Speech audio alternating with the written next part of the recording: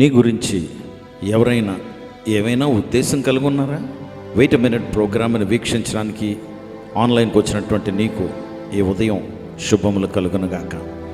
ప్రియమైనటువంటి దేవుని బిడ్డలారా, మన కొరకు ఎవరైనా ఉద్దేశము కలుగున్నారా? Question mark. పోనీ నీ గురించి నువ్వేమైనా ఉద్దేశం కలుగున్నావా? సాధారణంగా ఇది ఎలాగుంటుందంటే, మనము ఇంటర్మీడియట్ చదువుతున్నాం అనుకోండి, 10th క్లాస్ పాస్ అయిన తర్వాత మ్యాథ్స్కి వెళ్ళాలా, బయాలజీకి వెళ్ళాలా, సైన్స్కి వెళ్ళాలా? అందరూ మా ఫ్రెండ్స్ అందరూ అటువైపు వెళ్తున్నారు, నేను అటే వెళ్తాను. అంటే దోళ్ళు, ఆవులు, గేదెలు, గొర్రెలు ఎటువైపు వెళ్తే మనం కూడా అటువైపు వెళ్ళిపోవటమే. మా ఫ్రెండ్స్ అందరూ అక్కడ జాయిన్ అయ్యారు ఆ కాలేజీలో, నేను వెళ్ళి జాయిన్ అయిపోతాను. దానికి ఒక ఉద్దేశం, ఒక ప్లాను ఏమీ ఉండదు. నేను అలాగే చదువుకున్నవాడినే. నాకు ఎవరూ ఏమీ చెప్పలేదు, గైడెన్స్ అవసరమని నాకు తెలియదు. అయితే దేవుని బిడ్డలారా, బైబిల్ ఏం చెప్తుంది అంటే, ఇర్మియా గ్రంథం 29వ అధ్యాయము 11వ వచనంలో, నీ గురించి నేను ఉద్దేశము కలుగొన్నాను, ఉద్దేశములు నేను కలుగొన్నాను. ఈ ఉద్దేశములు భవిష్యత్ కాలమును గురించి నీకు సమాధానకరమైనటువంటి ఉద్దేశములే కానీ హానికరమైనటువంటివి కాదు. ఓకే, ఈ ఉద్దేశములు భవిష్యత్ కాలంలో నిరీక్షణ కలుగు చేసేవి. ఇంగ్లీష్ బైబిల్లో, I know the purposes I have for you, those plans are to make you prosperous and give you faith, not to harm you, to give you hope and a future. ఎంత గొప్ప మాట్లాడండి, ఆలోచించవు. దేవుడు సర్వలోక రాజు, సర్వలోక creator, సృష్టికర్త నీ గురించే ఉద్దేశం కలిగి ఉన్నాడు. ఈ ఉద్దేశము నీ భవిష్యత్ కాలంలో నీకు నిరీక్షణ పుట్టించేది అంటున్నారు.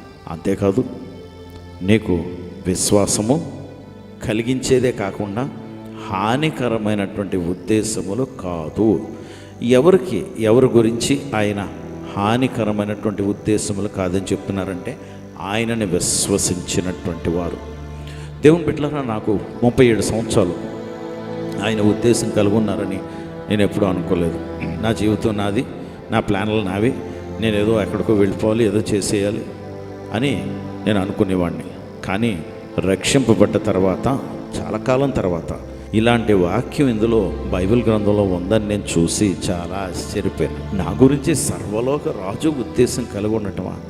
ఎంత గొప్ప భాగ్యము, ఎంత గొప్ప భాగ్యము, ఎంత గొప్ప భాగ్యము. అవి కూడా హాని చేసేవి కాదు. What a great reassurance. నాకు ఎంత ధైర్యం పుట్టించేది, ఎంత ధైర్యం ఇచ్చేది. నీ భవిష్యత్ కాలమును గురించి ఆయన ఎప్పుడూ మన భవిష్యత్ కాలమును పట్టించుకునేవాడు. నువ్వు ఆ భవిష్యత్ కాలమును పట్టించుకునే దేవుణ్ణి నువ్వు అన్వేషించాలంటే ఈ గీతలో జ్యోతిష్యాలు ఏమీ వెతకక్కర్లేదు. ప్రార్థన చేసి దేవుణ్ణి అడిగితే చాలు, అవి నీకు నిరీక్షణ పుట్టిస్తాయి, విశ్వాసం పుట్టిస్తాయి. ఎంత గొప్ప దేవుడు అండి. దేవుని బిడ్డ, నా జీవితంలో నేను అభివృద్ధి చూస్తూనే ఉన్నాను. నువ్వు కూడా అలాగే చూడాలని నా ఆశ. ఈరోజు నేను ప్రార్థన చేస్తాను, నీ పట్ల ఆయనకి కలిగి ఉన్నటువంటి ఉద్దేశం నెరవేరబడును గాక. పరిశుద్ధుడా ప్రభా, నీకు వందనాలు, స్తోత్రాలు. నీ బిడ్డల పట్ల ఉద్దేశం కలిగి ఉన్నావని ఈ ఉదయం నువ్వు మాట్లాడిన మాటను బట్టి నీకు వందనాలు ప్రభా.